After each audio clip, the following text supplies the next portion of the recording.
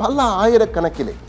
இதுவரை கணக்கில் இருந்தவை 2400 இளம் சிறுமிகள், பெண்கள் அல்ல, சிறுமிகள். 2410 என்று கூறுகிறார்கள். இன்னும் இருக்கிறார்கள். ஏனால் பக்கங்கள் இன்னும் 10 லட்சம் பக்கங்கள் இருக்கும் என கூறுகிறார்கள். 30 லட்சம் பக்கம் ஏற்கனவே வந்துவிட்டது, இன்னும் 10 லட்சம் பக்கங்கள் இருக்கிறதாம். அதையெல்லாம் வெளியிட வேண்டாம். இதிலே அமெரிக்க நீதித்துறை, அவர்களெல்லாம் நீதித்துறையில் எப்படி இருக்கிறார் என்று தெரியவில்லை. என்றால் அமெரிக்கா எல்லோத்துக்குமே முன்னோடியாக இருக்கும்.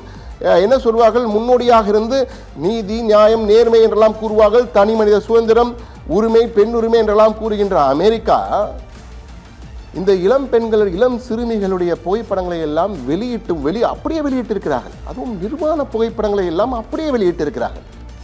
எப்ஸ்டீன் ஃபைல்ஸ் என்ற வகையில் வெளியிட்டிருக்காங்க. ஏன் இப்படி வெளியிட்டு என்று கடும் கண்டனம் எழுந்தவுடன், தெரியாமல் செய்துவிட்டோம், மனித தவறு நடந்துவிட்டது, ஏதோ தொழில்நுட்ப கோளாறு நடந்துவிட்டது என்று முட்டாள்தனமாக ஒரு பதிலை கொடுத்து கொண்டிருக்கிறது American DOJ, department of justice, United States of America. DOJ என்று கூறுகிற அந்த துறையே தற்போது கடும் விமர்சனத்திற்கு, கடும் கண்டனத்திற்கு உள்ளாகி இருக்கிறது. இப்படிப்பட்ட நீதித்துறை தேவையா என்று. நீதியை காக்க வேண்டியவர்களே அந்த இளம் பெண்களுடைய வாழ்க்கையை சீரழித்திருக்கிறார்கள். தற்போது கடும் கண்டனம். தற்போது அவசரமாக அந்த புகைப்படங்களை எல்லாம் எடுத்துக்கொண்டிருக்கிறார்கள், மறைத்துக் கொண்டிருக்கிறார்கள், எடுத்துக்கொண்டு டெலீட் செய்து கொண்டிருக்கிறார்கள். என்ன செய்வது என்று தெரியவில்லை இந்த முட்டாள்களுக்கு. இப்படியா நடந்துக்கிறோம்? நீதித்துறையில் இருப்பவர்கள் இப்படி நடக்கலாமா? அமெரிக்க நீதித்துறைக்கு மிக மிக மோசமான ஒரு நாள் என்றே கூறலாம். யாரோ ஒரு சிலர் செய்த தவறுதான், இருந்தாலும் இது எவ்வளவு கவனமாக செய்ய வேண்டிய ஒரு ஆவணங்களை வெளியிடும் போது அதில் புகைப்படங்கள், பெண்கள் புகைப்படங்கள் வெளிவராமல் இருக்க வேண்டியதை உறுதி செய்ய வேண்டும். நாம் இதிலே இளம் சிறுமிகள் புகைப்படங்கள் அனைத்தையுமே நாம் தற்போது வெளியிடவில்லை. பல புகைப்படங்கள், அதிர்ச்சிக்குள்ளாகும் புகைப்படங்கள் பல இருக்கின்றன. அதையெல்லாம் பார்க்கவே முடியாது. அப்படிப்பட்ட புகைப்படங்களை நிறுத்திவிட்டோம். இந்த எப்ஸ்டீன் கொடுங்கோலனுடைய புகைப்படத்தை மட்டும்தான் தற்போது நாம் போட்டுக்கொண்டிருக்கிறோம். இவன் சாதாரணமானவன் அல்ல. இவன் சிறையிலே 2015 வெளியே வந்து விடுகிறான் இருக்கு நான் சொன்னேன். அந்த தீவிலே இது போன்ற வேலைகளை தொடர்ந்து செய்து கொண்டிருக்கிறான். ஒன்றில் என்ற கேடு கெட்டவனுக்கு தேடி பல கேடிகள் வருகிறார்கள். இது போன்ற ஆசையிலே அலைகின்ற சில கேடிகள் வருகிறார்கள். தொடர்ந்து அதிபர் முதல் நான் ஏற்கனவே சொன்னேன், மன்னர், அதிபர், பிரதமர், தொழிலதிபர், வணிகர்கள், சினிமா பிரபலங்கள், பல வகைகளிலே இந்த பிடோஃபைல்ஸ் என்று அழைப்பார்கள். சிறார்களை சிறுவர்களுடைய சிறார்களை என்றே அழைத்துக் கொள்வோம் இதை. ஏன்னால் சிறுவர்களை கூட சில கேடு கெட்டவர்கள் பயன்படுத்துகிறார் இது போன்று. எனவே சிறார்களை இது போன்று செயல்படுத்த பாலியல் தொழிலை ஈடுபடுத்துகின்ற பிடோஃபைல்ஸ் என்ற ஒரு கேடு கெட்டவன் தான் இந்த ஜெஃப்ரி எப்ஸ்டீன். அவனுக்கு மிகவும் நெருக்கமானவர் இருந்தது தான் தற்போதைய அமெரிக்க அதிபர் ட்ரம்ப். அவர் மீது தன் மீது குற்றச்சாட்டுகள் வந்தவுடன் பல ஆண்டுகளாக குற்றச்சாட்டுகள், தற்போது நானெல்லாம் செய்யலை, இதெல்லாம் இதெல்லாம் ஒன்றும் கிடையாது என்றெல்லாம் இன்னும் மறுத்து கொண்டிருக்கிறார். அதுக்கு மறுப்பும் தெரிவித்திருக்கேன் என்றால் ஒரு விஐபியாக இருந்தால் பார்ட்டிகளுக்கு அழைத்தார், பார்ட்டிகளுக்கு சொன்னோம். இலான் மாஸ்க் எக்ஸ் தளத்தினுடைய அதிபர், உலகின் மாபெரும் தொழிலதிபர், உலகின் நம்பர் 1 கோடீஸ்வரர் இலான் மாஸ்க், அவரும் தற்போது சிக்கலில் இருக்கிறார். அவர் பெயரும் இது இருக்கிறது. அவர் மின்னஞ்சல் அனுப்பியிருக்கிறார். நீ உன்னுடைய தீவிர பார்ட்டி நடத்துகிறாயாமே, என்னையே அழைக்கவில்லை, நானும் வருகிறேன் பார்ட்டிக்கு என்று கேட்டு மின்னஞ்சல் அனுப்புகிறார் இந்த எப்ஸ்டீனுக்கு, இந்த கேடு கெட்டவனுக்கு. ஆனால் கடைசியில் நான் போகவில்லை இந்த பார்ட்டிக்கு என்ன தற்போது பதில் கொடுத்து நான் நல்லவன் என்று சொல்லிக் கொள்கிறார். அவர் நல்லவனா கெட்டவனா என்பதெல்லாம் விசாரணை தெரிய வரும். ஆனால் அவர் மின்னஞ்சல் அனுப்பியிருக்கிறது உண்மை என்பது தற்போது தெரிய வந்திருக்கிறது. பில் கிளின்டன் புகைப்படங்கள் சாட்சியாக வந்திருக்கிறது. ஆனால் தற்போது ஏஐ புகைப்படங்கள் என்றெல்லாம் அவர்கள் கூறுகிறார்கள். ஆனால் அந்த காலத்தில் இந்த காலகட்டம் வரும்போது ஏஐ எந்த அளவுக்கு இருந்தது என்று தெரியவில்லை. பில் கிளின்டன் தரப்பிலே தற்போது மறுப்பு தெரிவிக்கப்பட்டு, நான் அவரை சந்திக்கவில்லை, எப்ஸ்டீன் எனக்கு தெரியவே தெரியாது என்று கூறியிருக்கிறார். நமது பிரதமர் மோடி, ஆனால் அவரை வேறு குற்றச்சாட்டில் வைத்திருக்கிறார். அதாவது இஸ்ரேலுடன் பிரதமர் மோடி இஸ்ரேலுக்கு சென்ற முதல் இந்திய பிரதமர். இஸ்ரேலுக்கு மிகவும் நட்பு நாடாக இந்தியா மாறியது பிரதமர் மோடி வந்த பிறகுதான் என்று பொதுவாக விமர்சனங்கள் வைக்கப்படுகின்றன.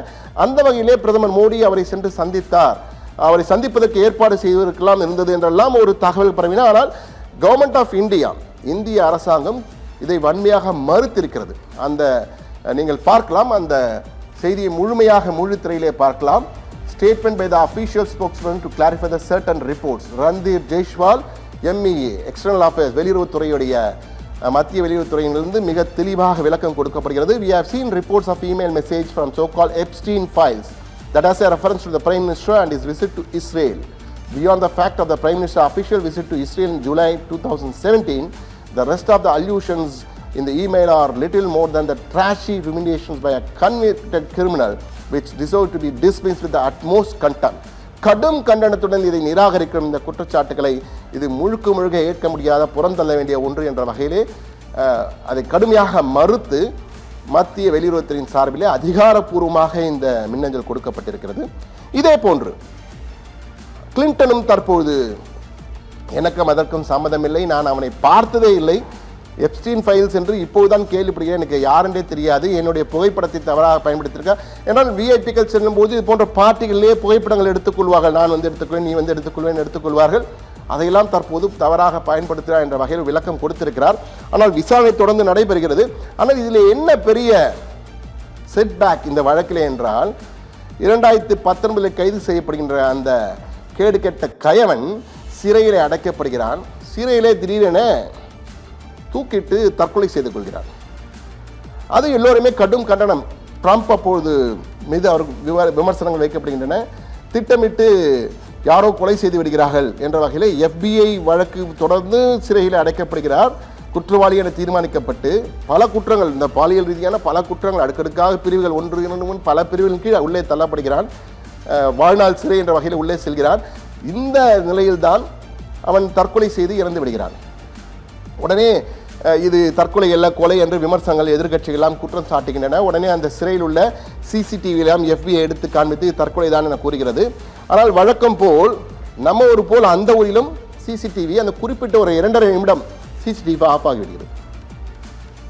அந்த முழு காட்சிகளை பார்க்கும்பொழுது அந்த தற்கொலை செய்து கொள்வதற்கு முன்பாக ஒரு 2.5 நிமிடங்கள் கிட்டத்தட்ட ஒரு 200-300 வினாடிகள் வந்து அந்த CCTV ஆஃப் செய்து விடுகிறார்கள். அதன் பின் அவன் இறந்து விடுகிறான். அதை ஏன் என்றெல்லாம் இல்லை அது மாடிஃபைடு இல்லை, டாக்டர்டு இல்லை, அது எதுவும் நாங்கள் எதையும் செய்யவில்லை, இருக்கின்ற உண்மையான ரா ஃபுட்டேஜ் தான் அந்த CCTV ஃபுட்டேஜ்னு FBI வாதாடுகிறது. அது தொடர்பு தற்போது இன்னும் அது விமர்சனத்துக்குள்ளாகி கொண்டிருக்கிறது. ஆனால் அவனுடைய கூட்டாளி இந்த எப்ஸ்டீன், இந்த கேடுகட்டவனுக்கு கூட்டாளியாக ஒரு பெண்ணே இருந்திருக்கிறாள் என்பதுதான் மிகப்பெரிய கொடுமை. அந்த சிறுமிகளை சீரழித்த இந்த கொடுங்கோலனுக்கு உடந்தையாக இருந்ததும் ஒரு பெண், அவனுடைய கூட்டாளி கெஸ்லின் மேக்ஸ்வெல் என்ற இந்த பெண். இந்த புகைப்பட காட்சிகளை பார்க்கிறோமே, இந்த மேக்ஸ்வெல் என்ற பெண் தான் அந்த கூட்டாளி. எப்ஸ்டீனுடைய கேடுகட்ட செயலுக்கு இவள் தான் மிக முக்கிய காரணம். அது மட்டுமல்ல, எப்ஸ்டீனுக்கே தெரியாமல் பல லட்சம் பக்கங்களை அவனை பற்றி அவன் புகைப்படங்களை எல்லாம் எழுதி வைத்திருந்தது இந்த பெண் தான். இந்த பெண் மூலமாக தான் இப்போது இந்த எப்ஸ்டீன் ஃபைல்ஸ் வெளியே வந்திருக்கிறது. இவள் வைத்திருந்ததன் மூலமாக தான் FBI விசாரணையின் போது வெளிவந்து தற்போது 30 லட்சம் பக்கங்கள் வெளியே வந்திருக்கின்றன. எப்ஸ்டீன் ஒரு 500-600 வீடியோ தான் வைத்திருந்தான். ஆனால் இந்த பெண் 1500 வீடியோக்களை வைத்திருந்து தற்போது 2000 வீடியோக்கள் வெளியே வந்திருக்கிறது. 1 லட்சத்துக்கு மேற்பட்ட புகைப்படங்கள் இந்த மேக்ஸ்வெல்லிடமிருந்து தான் கிடைத்திருக்கிறது. 1,80,000 புகைப்படங்கள் தற்போது வெளியே வந்திருக்கின்றன. இதுதான் தற்போது பப்ளிக் டொமைனில் இருக்கிறது. இந்த புகைப்படங்களில் தான் தற்போது அந்த குழந்தைகளுடைய புகைப்படங்களாம் வெளியிட்டு இதில் இன்னொரு கொடுமையும் தற்போது இருப்பதாக கூறுகிறார்கள். தற்போதைய அமெரிக்க அதிபரின் மனைவியாக இருப்பவர்கள் கூட, உங்களுக்கு தெரியும், அவருக்கு சில பல மனைவிகள் இருக்கிறார்கள். தற்போது மனைவியாக இருப்பவர் என்று சிலர், எந்த மனைவி என்று முழுமையாக இன்னும் விவரம் தெரியவில்லை.